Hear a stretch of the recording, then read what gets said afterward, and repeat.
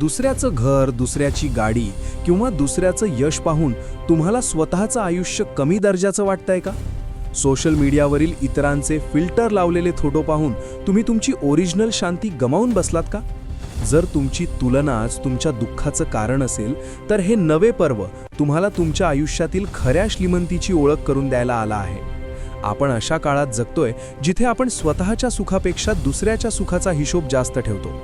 त्याला मिळालं मग मला का नाही, हा विचारच आपल्याला स्वामींपासून दूर नेतो. नवे पर्व आपल्याला शिकवतं की प्रत्येकाची नशिबाची पाटी आणि प्रत्येकाची वेळ वेगळी असते. स्वामींनी तुमच्या ताटात जे वाढलंय ते तुमच्यासाठी अमृत आहे, फक्त तुम्हाला त्याची चव चाखता आली पाहिजे. नवे पर्व, तुलनेच्या जाळ्यातून बाहेर पडण्याचे मार्ग. या नव्या प्रवासात आपल्याला हे लक्षात घ्यायचे आहे की समाधान ही वस्तू नाही तर वृत्ती आहे.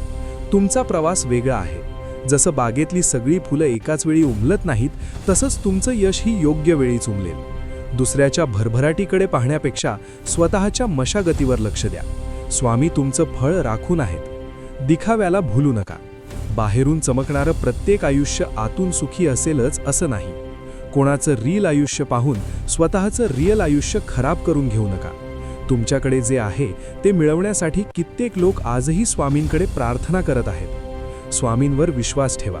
स्वामींना माहिती आहे की तुम्हाला कधी, काय आणि किती द्यायचं आहे. जेव्हा तुम्ही तुलना करणं थांबवता, तेव्हाच तुम्हाला स्वामींनी दिलेल्या लहान लहान भेटी दिसायला लागतात. तुमची श्रीमंती ओळखा.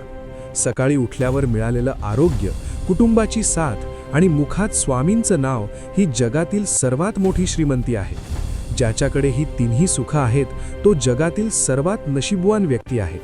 चला, आज या नव्या पर्वात आपण दुसऱ्याच्या आयुष्यात डोकवणं सोडून देऊया.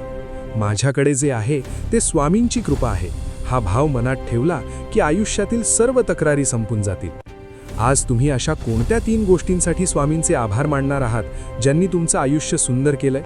कमेंटमध्ये स्वामी, मी समाधानी आहे असं लिहून आपल्या मनातील आनंदाची साक्ष द्या.